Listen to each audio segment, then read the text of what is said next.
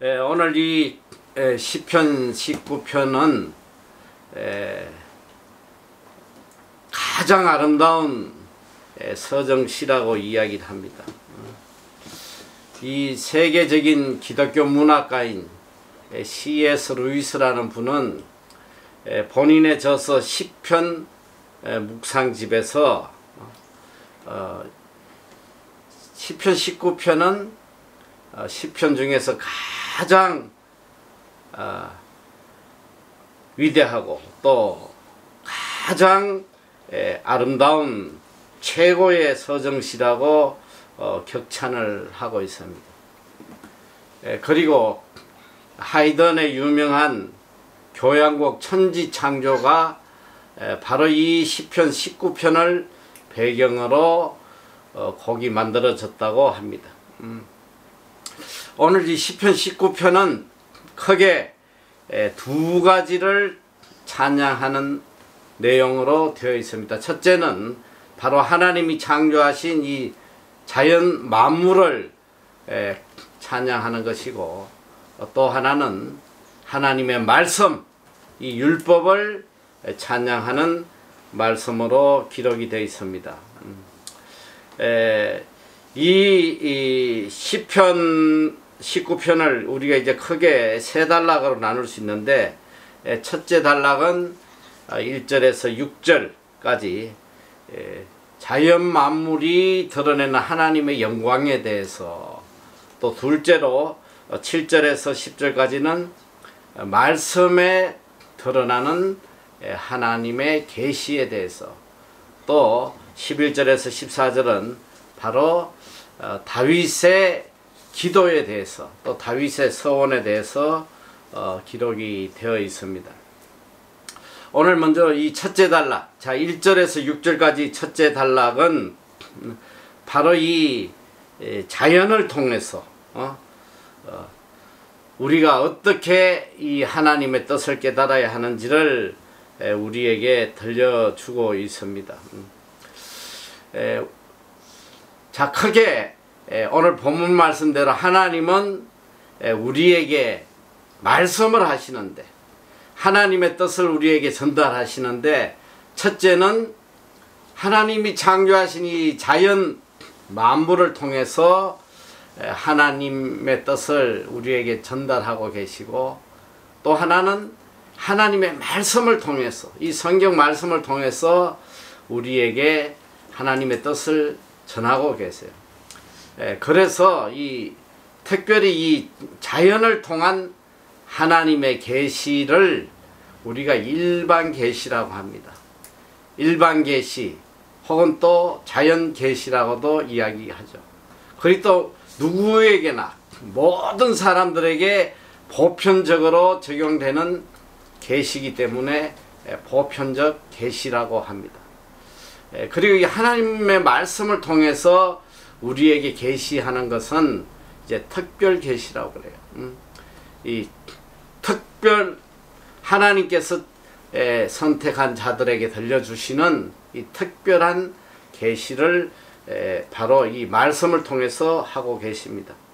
자, 그래서 이 우리가 지금 이 늘상 매일 이 바라보고 살아가는 이 자연을 통해서 하나님이 우리에게 계시를 하고 계시는데, 여러분은 이 자연을 통해서 하나님을 느끼고 또 하나님의 뜻을 깨달을 수 있습니까? 근데 놀랍게도 성경 여러 곳에서 하나님께서는 자연을 통해서 하나님을 계시하고 계신다고 말씀을 하고 계세요. 로마서 1장 20절에 보면 창세로부터 그 보이지 아니하는 것들 곧 그의 영원하신 능력과 신성이 그 만드신 만물에 분명히 보여 알게 되나니 그러므로 저희가 핑계치 못할지니라. 하나님의 능력과 신성, 이 하나님 자신이 만물을 통해서 우리에게 보여주고 계신다는 거예요. 그래서 어느 인간도 이거에 대해서 핑계할 수 없다고 말씀하고 계십니다.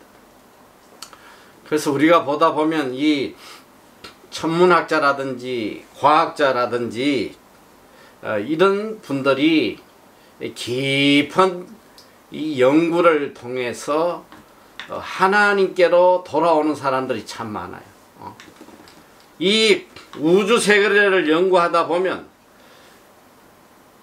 컴퓨터보다도 더 정확한 이 자연의 법칙, 이 자연의 놀라운 질서, 이런 것들을 보면서 하나님의 존재를 깨닫게 되고 하나님께 돌아오곤 합니다. 이 자연의 신비, 또 그리고 이 역사를 통한 하나님의 섭리, 이것들은 그래서 이 자연에 새겨진 하나님의 발자국과 손길이라고 이야기해요. 이 자연과 인류의 역사를 보면서 이것은 하나님의 손길과 하나님의 발걸음이다, 이렇게 이야기를 하고 있습니다. 또 여기에 하나를 더 추가하자면 자연과 역사와 또 인간의 양심을 통해서 하나님이 우리에게 들려주시는 이것이 바로 일반적 계시입니다. 그래서 이 유명한 칼빈은 그에 져서 기독교 강요라는 책에서 이렇게 이야기를 해요. 하나님께서는 인간의 마음속에 종교의 씨앗을 심어주셨다. 누구에게든지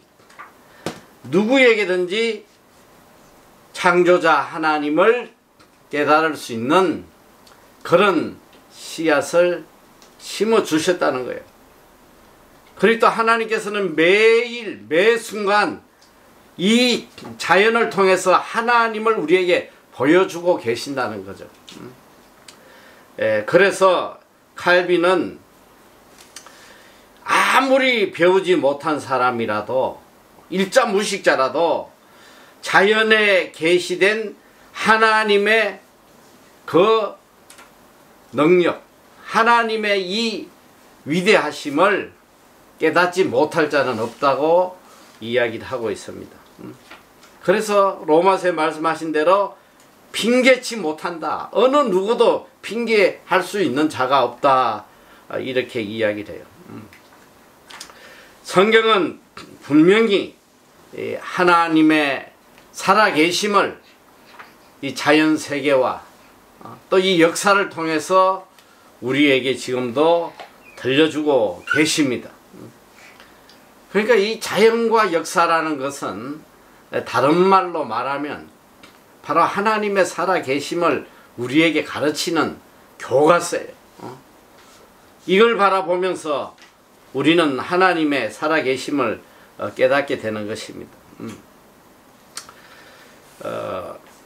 하나님이 이 자연 만물을 창조하신 목적이 있는데 그 목적을 오늘 이제 본문에서도 이야기하지만 특별히 이 로마서 8장 19절에서 22절에 보면 왜 하나님께서 이 자연을 창조하셨고 또 이 자연의 목적이 무엇인지 그걸 기록하고 있습니다. 자, 로마서 8장 19절부터 한번 읽어볼 텐데, 자, 피조물에 고대하는 바는 하나님의 아들들이 나타나는 것이니 피조물이 허무한데 굴복하는 것은 자기 뜻이 아니요 오직 굴복해 하시는 이로 말미암음이라. 그 바라는 것은 피조물도 썩어짐의 종로릇 한 데서 해방되어 하나님의 자녀들의 영광의 자유에 이르는 것이니라. 피조물이 다 이제까지 함께 탄식하며 함께 고통하는 것을 우리가 아나니. 자, 오늘 이 말씀을 잘 묵상을 해보면 이 피조물, 이 자연 세계는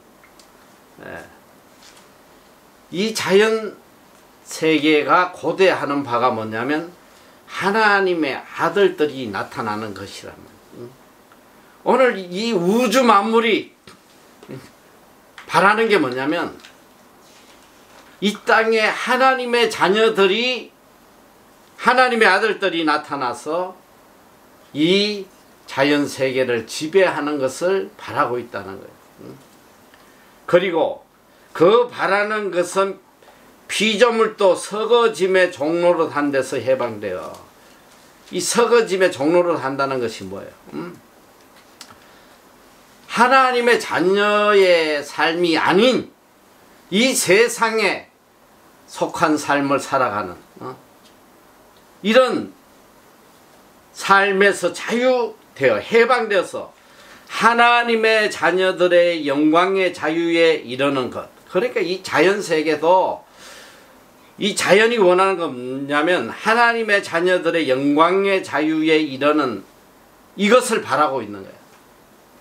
그러니까 쉽게 이야기하면 뭐냐, 하나님이 창조하신 이 자연세계도 하나님의 아들들이 하나님의 뜻에 순종해서 이 자연세계를 지배해가는 그걸 바라고 있단 말이에요.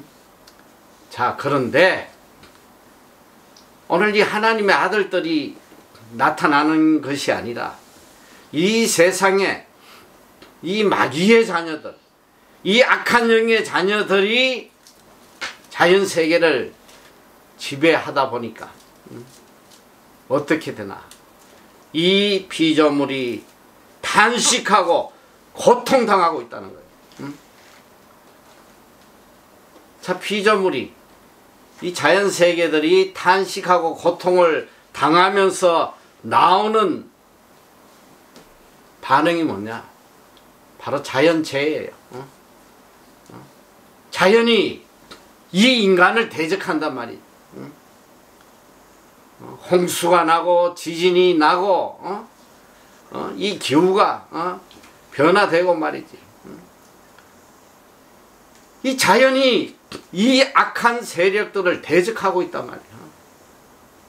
이 자연은 하나님의 뜻에 따라서, 하나님의 목적에 따라서 하나님의 아들들이 이 자연 세계를 지배하고 살아가기를 간절히 바라는데, 이 악의 종이 되고 이 악령의 자녀들이 되어가지고 이 하나님의 뜻과 다르게 세상을 지배하고 살아가다 보니까 이 자연이 고통받고 탄식하며 이걸 응징하는 것이 바로 자연재해로 나타나는 것입니다.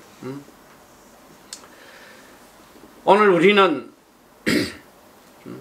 이 하나님의 뜻과 하나님의 음성을 두 가지의 통로를 통해서 우리가 듣고 깨달을 수가 있습니다. 첫째는 바로 이 자연 만물을 통해서, 자연 만물을 통해서 우리가 하나님의 뜻을 깨닫게 돼요. 또 하나는 율법을 통해서, 이 하나님의 말씀을 통해서 우리가 하나님의 뜻을 깨닫게 됩니다. 그래서 적어도 우리가 믿음의 사람이면 이 자연을 바라보면서도 하나님의 계시를 깨닫고 살아가야 돼요. 그리고 말씀을 통해서 하나님의 구체적인 뜻을 깨달으며 살아가야 됩니다. 그래서 시편 19편을 어느 신학자는 이렇게 이야기를 합니다. 인간과 동물의 차이는 바로 여기에 있다는 거예요. 이 다른 동물들은 이 땅만 바라보고 살도록 창조되었다는 거예요. 그러나 인간만은 유일하게 하늘을 바라보며 살도록 하나님이 창조하셨다는 것입니다. 이 위를 바라보며, 우주를 바라보면서 하나님의 살아계심과 하나님의 능력과 하나님의 위대하심, 하나님의 신성을 깨닫고 살도록 창조되었다는 거예요. 그래서 골로새서 3장 1절 2절에도 말씀하시잖아요. 그러므로 너희가 그리스도와 함께 다시 살리심을 받았으면 위의 것을 찾으라. 거기는 그리스도께서 하나님이 우편에 앉아 계시느니라. 위의 것을 생각하고 땅의 것을 생각지 말라. 오늘 우리 인간은 위를 바라보며 이 우주 세계를 바라보며 하나님을 찬양하고 하나님의 영광을 바라보며 살도록 창조되었다는 것입니다. 근데 안타깝게도 위를 봐야 될 인생들이 이 동물들이 살아가는 방법대로 땅 위의 것을 바라보고 살다 보니까 우리의 삶이 이렇게 비참하고 이 모든 자연세계가 인간들을 대적하고 탄식하고 하는 이런 시대가 된 것입니다. 자, 오늘 본문 1절에 보면 하늘이 하나님의 영광을 선포하고 궁창이 그 손으로 하신 일을 나타내도다. 자, 하늘의 목적이 뭐예요? 하나님이 이 하늘을 만드신 목적이 뭐냐 말이에요. 오늘 분명하게 성경은 말씀하고 계세요. 하늘이 하나님의 영광을 선포하고 궁창이 그 손으로 하신 일을 나타낸도다. 이 하늘과 궁창은 뭐 같은 의미로 보시면 됩니다. 그들의 목적은 하나님의 영광을 선포한다고 합니다. 오늘 이 우주의 목적, 하나님의 영광을 선포하고 하나님이 하신 일들을 보여주는 거예요. 그래서 적어도 우리가 믿음의 사람이면 하늘을 바라보고 우주를 바라보면서 이야, 정말 하나님이 살아계시는 거, 그래 하나님이 정말 위대하시고 이 우주를 운행하시는 하나님의 능력이 얼마나 놀라운지, 이걸 깨닫고 매일매일 감탄하며 하나님을 찬양하는 삶을 살 수 있어야 된단 말이야. 야, 하늘이 아름답구나. 아이고, 구름이 아름답네. 이것으로 끝내는 건 하나님 모르는 사람이란 말이야. 자연을 바라보며 하나님의 위대하심을 찬양할 수 있어야 됩니다. 여기 보니까 2절에 날은 날에게 말하고 밤은 밤에게 지식을 전하니, 참 아름다운 말이잖아요. 날은 날에게 말하고 밤은 밤에게 지식을 전하니. 자연이 무엇을 하느냐? 이들은 끝없이 하나님의 영광과 능력에 대해서 찬양하고 있는 것을 이렇게 표현하고 있습니다. 밤과 낮이 끝없이 하나님의 영광과 하나님의 위대하심을 찬양하고 있음을 들려주는 말씀입니다. 3절에는 보니까 언어가 없고 들리는 소리도 없으나 4절 그 소리가 온 땅에 통하고 그 말씀이 세계 끝까지 이르도다. 참 놀라운 말씀이죠. 물론 자연의 언어가 없고 들리는 소리가 없으나 이건 뭐냐, 우리 인간의 관점. 우리 인간의 관점에서 보면 자연에는 언어도 소리도 없어 보이지만 그러나 그 자연들 속에는 그 소리가 온 땅에 통하고 그 말씀이 세계 끝까지 이른다고 말씀을 하고 계세요. 이것은 자연을 통하여 하나님의 뜻이 세계 만방에 이루어져감을 표현한 말씀입니다. 온 땅에 통하고 세계 끝까지 이른다. 전 인류에게 이 자연은 하나님의 계시를 우리에게 증거해 주고 있는 것입니다. 오늘도 우리가 좀 전에 찬양했지만 이 물이 바다를 덮은같이 여호와의 영광을 인정하는 것이 세상에 가득하게 되는 것을 본다. 이게 바로 하박국 2장 14절의 말씀이에요. 대저 물이 바다를 덮은같이 여호와의 영광을 인정하는 것이 세상에 가득하리라. 이 자연이 하나님의 영광을 이 세상에 가득 채우는 역할을 하고 있음을 우리에게 알려주고 있습니다. 자, 이제 이어서 4절 후반부부터 보면 하나님이 해를 위하여 하늘의 장막을 베푸셨도다. 해는 그 방에서 나오는 신랑과 같고 그 길을 달리기 기뻐하는 장사 같아서 하늘 이 끝에서 나와서 하늘 저 끝까지 운행함이 그 온기에서 피하여 숨은 자가 없도다. 이 자연을 통한 하나님의 섭리를 우리에게 알려주고 있습니다. 자, 우리가 해가 없이 이 땅에서 살아갈 수 없는 것처럼 우리는 하나님의 은혜 없이 살아갈 수 없어요. 그리고 모든 인생이 다 하나님의 섭리 안에 있다는 것을 우리에게 깨우쳐 주는 것입니다. 누가 하나님의 손을 떠나가지고 살아갈 수 있겠냐 말이야.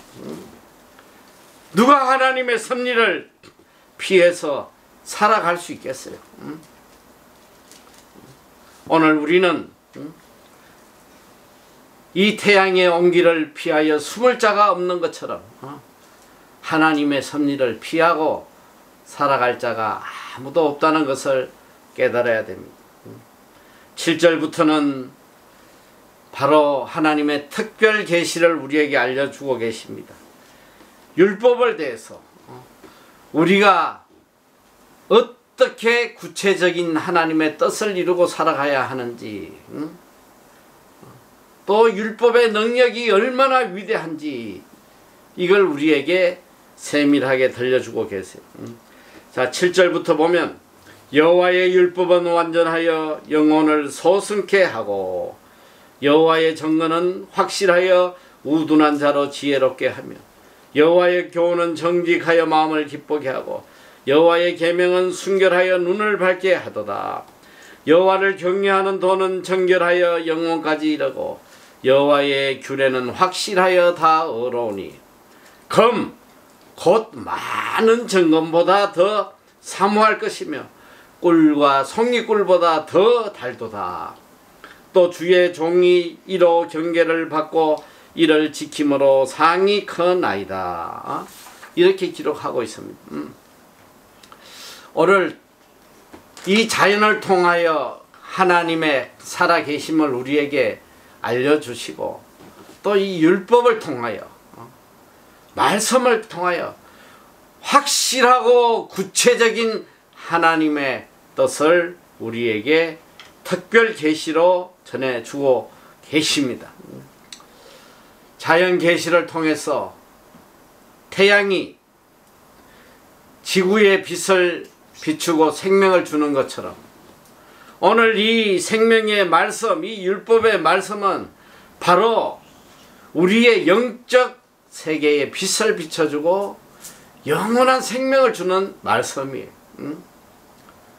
율법을 통해서 우리의 영혼이 살아나고 우리가 영생을 누릴 수 있는 이 엄청난 능력을 우리에게 전해주시는 것입니다.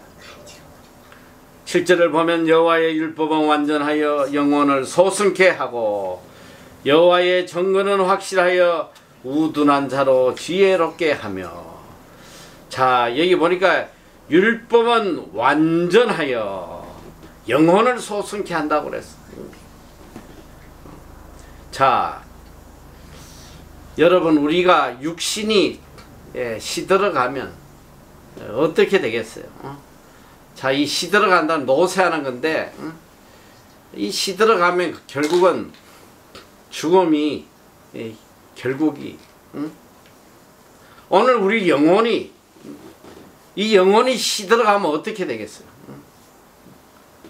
멸망하는 거예요. 영원히 멸망의 길로 갈 수밖에 없단 말이에요. 오늘 이 하나님의 말씀은 우리의 영혼을 소생시켜 주는 거예요. 시들어가는 우리 영혼을 살려주는 역사를 한단 말이에요. 자, 영혼이 시들어가는데 심령이 편하겠어요? 영혼이 말라 비틀어져 있는데 그 심령이 평안하겠냐 이 소리야. 아, 심령이 다 말라 죽어가는데 육신은 편하냐 이 소리야. 인간이 어리석어요. 영혼에 대해서는 중요하게 생각하질 않아. 그저 내 마음이 즐거우면 되고 뭐 육신이 건강하면 될 거라고 생각하지만 이것만큼 어리석은 인생이 없어요. 그 영혼이 죽어가는 자에게 무슨 심령의 평안함과 육신의 평안함이 있겠냐 말이에요. 어리석지 말아요. 오늘 우리가 이 땅에서 복되게 살아가려면 내 영혼이 소생해야 돼. 내 영혼이 언제나 살아 깨어서 하나님과 동행해야지만 내 심령도 평안하고 내 육신도 평안한 거예요. 오늘 우리의 영혼이 소생할 수 있도록 하는 것은 오직 하나님의 말씀밖에 없단 말이에요. 여호와의 말씀만이 우리를 복되게 하시고 영혼을 소생하게 해주세요. 그리고 우둔한 자로 지혜롭게 해주신다. 인간의 노력으로 세상에 지식은 쌓을 수 있을지 몰라도 인간의 노력으로 절대로 지혜를 얻을 수가 없어요. 세상은 지혜로 살아가는 거예요. 아무리 많은 지식이 있어도 그 지식으로 자기가 온전한 삶을 살지 못해요. 오늘 우리가 이 세상을 복되게 성공적인 삶을 사는 데는 하나님이 주시는 지혜가 필수적이란 말이에요. 지혜가 어디서 오느냐?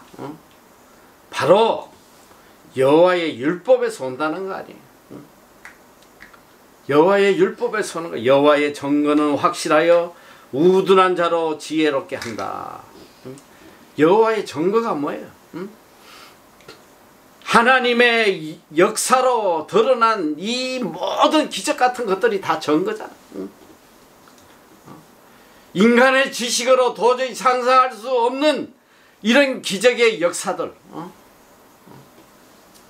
여러분, 인간의 머리로, 인간의 지식으로 홍해가 갈라진 걸 그걸 깨달을 수 있겠어요? 인간의 머리로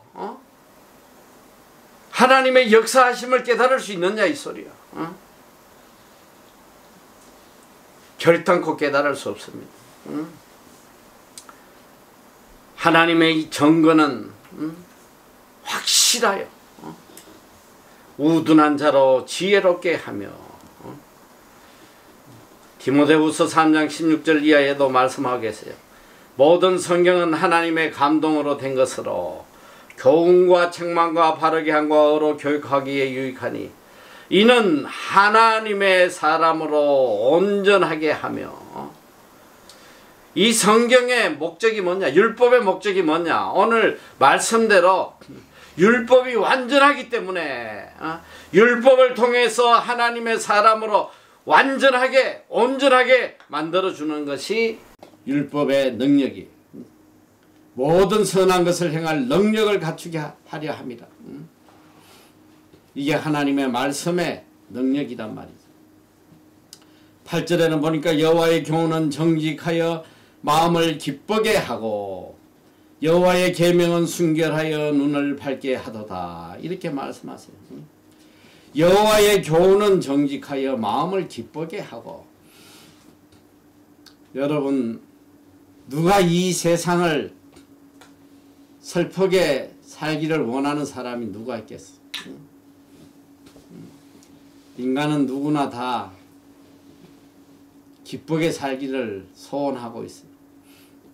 그리고 그 기쁘게 사는 삶을 살려고 일평생 발부둥 치다 가잖아요. 우리 삶의 기쁨이 어디서 오느냐? 이것은 오직 여호와의 말씀에서 온다는 거예요. 물론 세상이 주는 육신적인 기쁨도 있겠지만 이 세상이 주는 기쁨이라는 것은 너무나 일시적이에요. 그리고 그 기쁨이 어느 순간에 슬픔이 된단 말이에요. 적어도 여호와 하나님의 말씀이 우리에게 주는 기쁨은 영원한 것이요, 변치 않는 것이요, 변질되지 않는 그런 완전한 기쁨을 말씀하는 것입니다.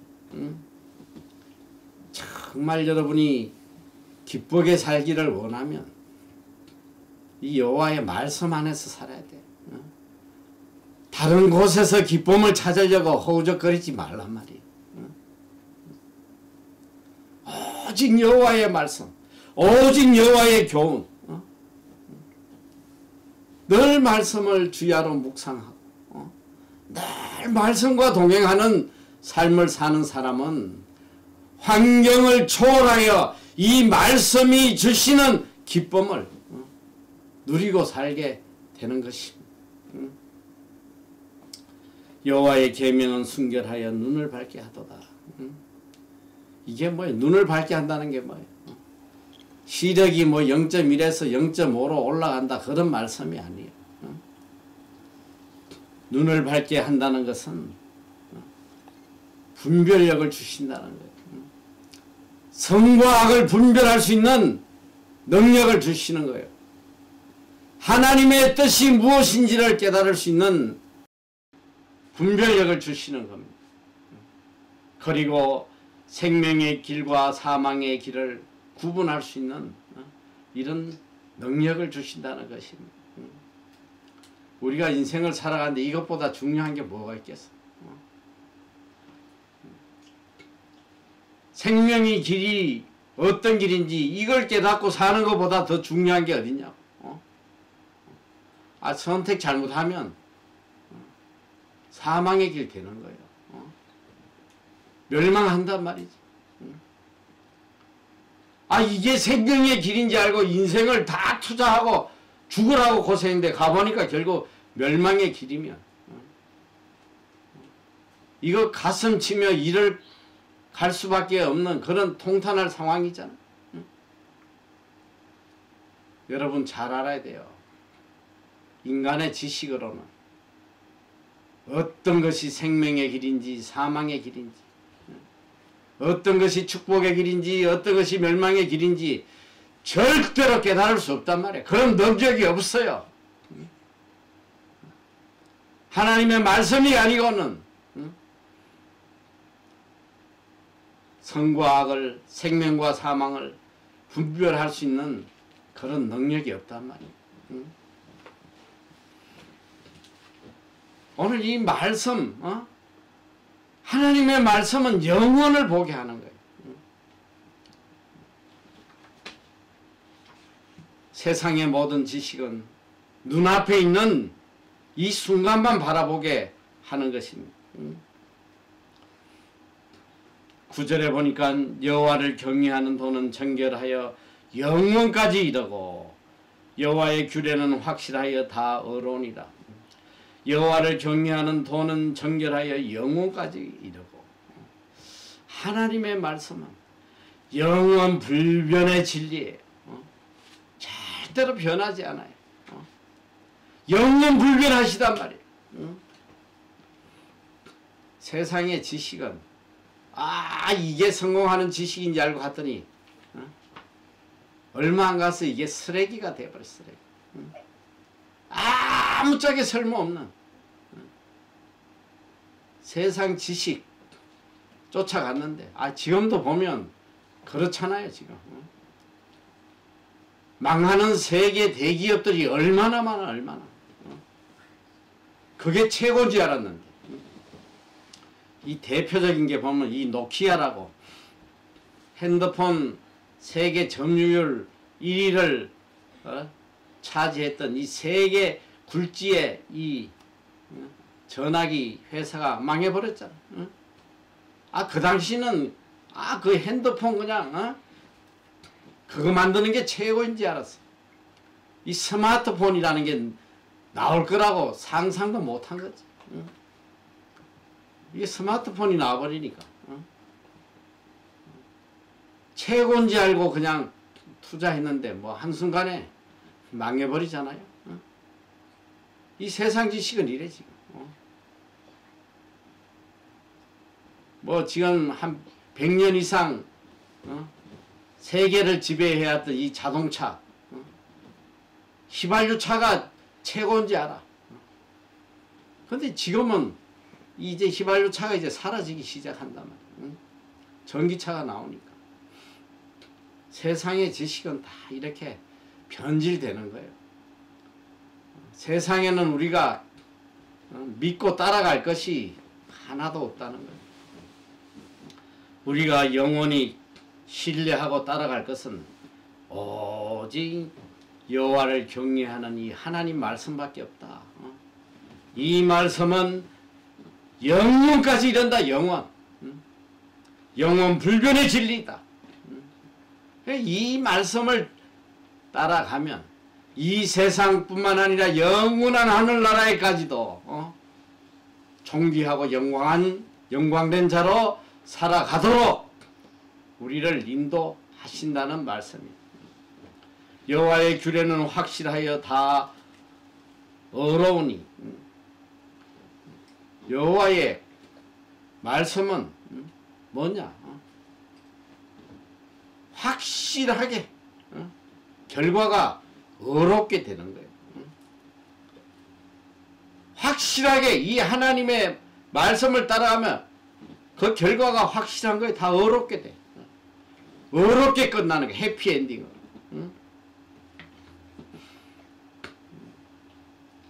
여러분 결과가 중요하지 않아요? 결과. 뭐 아무리 세상에서 열심히 살고 뭐 애써도 뭐에 결과가 비참하게 되면 그보다 더 불쌍한 인생이 어디 있겠어요. 하나님의 규례는 하나님의 말씀은 확실해서 결과가 다 어렵게 되는 거예요. 다 해피엔딩이란 말이에요. 이런 확실한 하나님의 말씀을 쫓아가야지. 이 어리석은 인간들이 하나님의 말씀 알기를 우습게 여기고 말이지. 자, 10절에 보니까 금 곧 많은 정금보다 더 사모할 것이요 꿀과 송이꿀보다 더 달도다. 여기 정금, 금, 정금 이건 뭐냐? 세상의 가치를 이야기한다. 세상의 최고의 가치, 이거보다도 더 가치 있는 것이 하나님의 말씀이고 이 세상을 그것보다 더 우리가 사모해야 되는 것이 바로 이 하나님의 말씀이라는 거예요. 그런데 오늘 우리의 모습은 하나님의 말씀, 세상에 그 무엇보다 가치 있는 이 영원한 말씀을 사모하기보다는 솔직히 이야기하면 세상의 것에 더 가치 두고 그거 가져보려고 더 사모한다는 게 뭐야? 간절한 마음을 가지는 거야. 세상 것 좀 얻어보려고 얼마나 간절하냐 말이야. 정신 똑바로 차려야 돼요. 하나님의 말씀에 대한 간절함이 없어요. 하나님의 말씀 사모하지 않는단 말이야.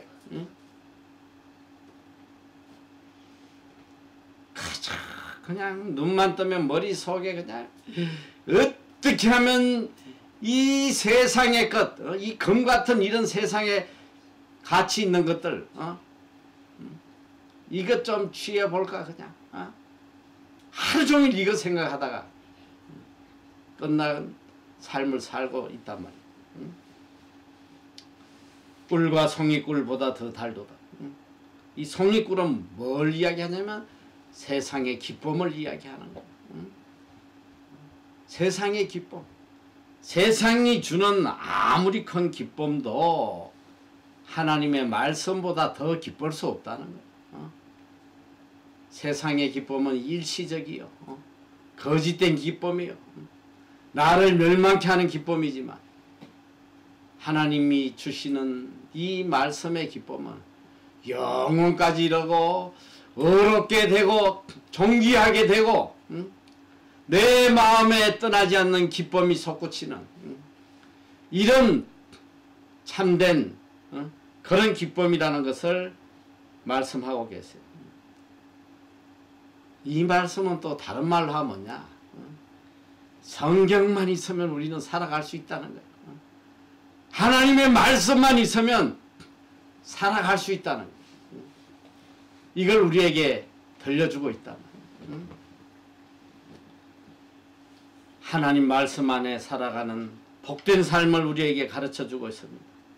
11절에 보니까 또 주의 종이 이로 경계를 받고 이를 지킴으로 상이 크니이다.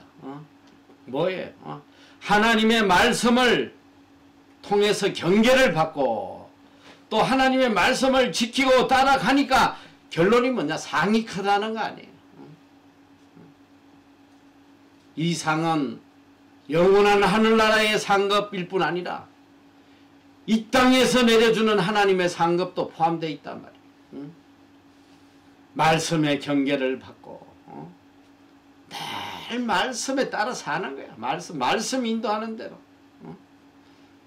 이 말씀 지키려고 그냥 발부둥치며 살아가는 거야. 이런 자에게 하나님의 상급이 큰 거예요. 이 땅에서도 존귀한 자로 세워주시고 하늘나라에서도 멸류관으로 갚아주시는 것입니다. 어리석게 살지 말란 말이에요. 12절에 다윗은 기도합니다. 자기 허물을 능히 깨달을 자 누구리요? 나를 숨은 허물에서 벗어나게 하소서. 이 자연과 이 말씀을 통한 하나님의 놀라운 섭리, 이걸 깨닫고 자신을 뒤돌아보니까 자기 속에 있는 이 수많은 허물들, 이걸 깨닫게 되는 거예요. 자기 허물을 능히 깨달을 자 누구리요? 나를 숨은 허물에서 벗어나게 하소서. 첫째는 허물을 깨닫게 하고, 둘째는 이 허물에서 벗어나게 하는 것. 이것을 할 수 있는 것은 오직 하나님의 말씀밖에 없다는 것. 하나님의 말씀으로만 내가 이 허물에서 벗어날 수 있다고 고백할 수 있습니다. 13절에 보니까 또 주의 종으로 호범죄를 짓지 말게 하사 그 죄가 나를 주장하지 못하게 하소서. 그리하시면 내가 정직하여 큰 죄가에서 벗어나겠나이다. 그는 말씀 앞에 간절히 간구합니다. 주의 종으로 호범죄를 짓지 말게 하사. 호범죄가 뭐예요? 이것은 알면서도 짓는 죄를 호범죄라고 이야기합니다. 모르고 짓는 죄가 아니라 죄인 걸 알면서도 죄를 짓는 것, 이것을 호범죄라고 그래요. 오늘 다윗은 이 호범죄를 짓지 말게 하시고 또 이 죄가 나를 결단코 주장하지 못하게 해달라고 간절히 기도합니다. 이건 뭐냐? 오직 말씀의 능력으로만 살게 해달라는 그의 간절한 간구예요. 내 뜻과 내 지혜로 사는 것이 아니라 오직 율법으로, 오직 하나님의 말씀으로만 살아서 내 평생 죄악에 거하지 않도록 해달라는 간절한 간구의 기도입니다. 그리고 그는 하나님 앞에 마지막 찬양을 올립니다. 그리고 또 간절한 소원을 아뢰입니다. 14절 나의 반석이시여 나의 구속자이신 여호와여 내 입의 말과 마음의 묵상이 주의 앞에 연락되기를 원하나이다. 나의 반석이시여 나의 구속자이신 여호와여. 나의 반석은 하나님밖에 없다는. 나를 구원해 주실 분은 우리 하나님 한 분밖에 없습니다. 요즘 와서 정말 이 고백이 너무나 간절해요. 하나님만이 나의 반석이시며 나의 구원자이십니다. 하나님 떠나서는 단 1초도 살아갈 수 없습니다. 요즘은 그냥 이 기도가 그냥 얼마나 간절하게 나옵니다. 여러분 한번 보세요. 역사가 자연이 하나님이 살아계심을 증거해주고 있잖아요. 지금 코로나 한번 보란 말이에요. 이 코로나 자연의 반격이에요. 하나님의 뜻대로 살지 않는 인간을 향한 자연의 반격이라고. 가장 청정지역이라던 뉴질랜드, 이 인구 500만 밖에 안 되는데 지금 하루에 뭐 코로나 환자가 지금 15,000명씩 나오고. 이제는 보니까 모든 인간이 다 코로나로 보여. 코로나. 한 치 앞도 내다볼 수 없는 이런 절망적인 상황들. 그리고 요 근래에 참 정말 너무너무 가슴이 아프고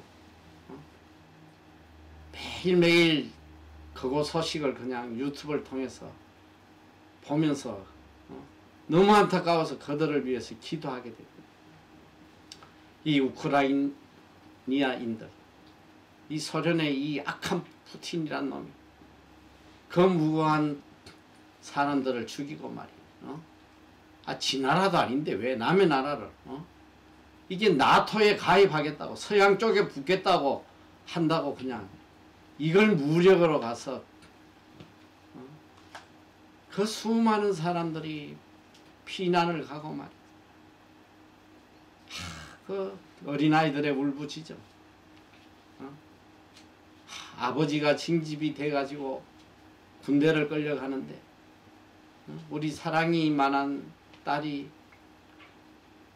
그 마지막 떠난 아버지에게 편지를 써서, 그리고 어쩌면 마지막이 될지도 모르는 그 마지막 포옹을 하면서 눈물 짓는 거.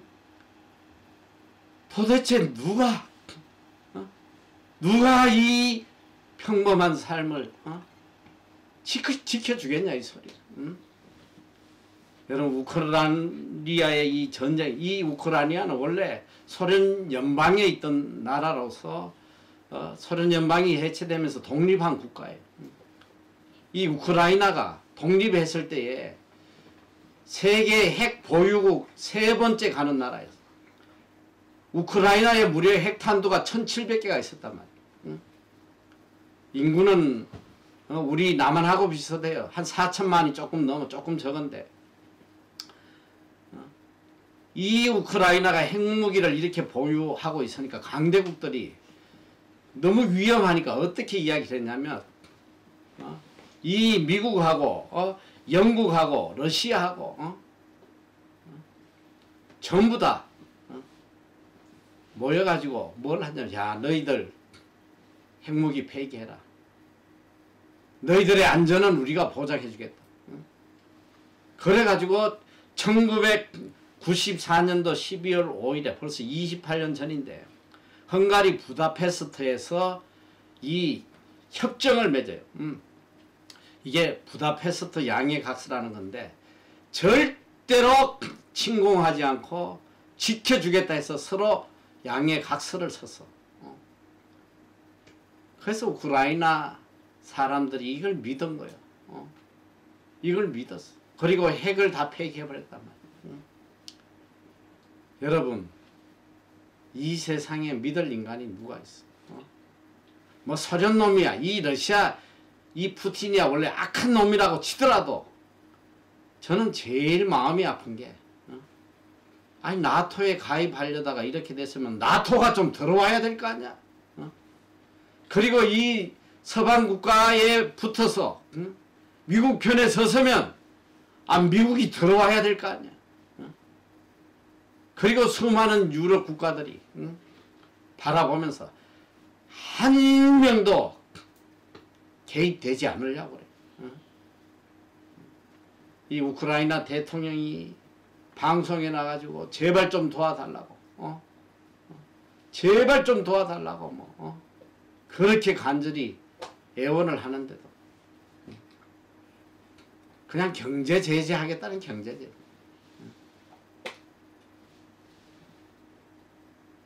너무너무 안타깝잖아요. 저는 뭐 정치에 대해서 깊이 모르지만 제 머리로는 도저히 지금 이 상황이 이해가 안 되는 거예요. 첫째는 우크라이나가 넘어가면 유럽이 안전하겠냐 이 소리야. 이 푸틴의 계획은 뭐냐? 옛날에 소련을 다시 재건하겠다는 거예요. 이 우크라이나 넘어가면 바로 옆에 폴란드, 루마니아, 발트 3개국 다 넘어가는 거죠. 하나씩 다. 그런데 지금 미국이 개입하면 핵전쟁이 일어나서 3차 대전이 일어난다고 해서 지금 개입을 하지 않는다는 건데, 저는 그게 내 머리로는 캐시촌이라 이 소리야. 이게 우크라이나를 먹으면 그 다음 뭘 먹겠어? 자연적으로 다른 나라로 먹을 텐데 궁극적으로는 개입하지 않을 수 없단 말이에요. 그러니까 미리 차단을 하는 게 저는 맞다고 생각하는데 제 머리로는 모르겠어. 어쨌든 얼마나 안타까운 거야. 이렇게 서로 불가침 조약을 맺고 해놓고 이렇게 잔인하게 쳐들어가잖아요. 여러분, 오늘 우리가 이 하나님의 일반 계시와 이 특별 계시를 통해서 하나님의 음성을 들어야 돼요. 지금 이 현실에서 우리가 어떤 삶을 살아야 될지 이 하나님의 계시를 깨달아야 된단 말이에요. 오늘 이 시간 우리가 고백할 수 있는 유일한 말은 이 말씀밖에 없어요. 나의 반석이시여 나의 구속자이신 여호와여. 이 말씀밖에 우리가 지금 부러지질 말씀이 없단 말이에요. 나를 지켜주실 분은 하나님 한 분밖에 없다는 거. 얼마나 우리가 하나님 앞에 지금 간절하게 매달려야 되겠어. 그리고 다윗은 고백합니다. 내 입의 말과 마음의 묵상이 주의 앞에 연락되기를 원하나이다. 오늘 말씀의 제목이 연락되는 인생이라고 내가 제목을 붙였는데, 오늘 다윗은 고백해 내 입의 말과 마음의 묵상, 이게 뭘 이야기하는 거예요? 적어도 내 삶이 하나님 앞에 진실되게 해달라나. 진실되게. 말로만 그냥 하나님 찬양하고 하나님 사랑한다고 떠들고 주를 위해 살겠다고 떠들고 말이지. 하나님에게 도저히 연락될 수 없는 이런 거짓된 말로 신앙생활하는 이것이 오늘 우리들의 모습 아니에요. 그리고 마음의 묵상이란 게 뭐야? 진실된 내 마음을 온전히 하나님께 다 드리겠다는 거 아니에요? 이 말씀은 내 진실된 삶이 하나님 앞에 연락되기를 바란다.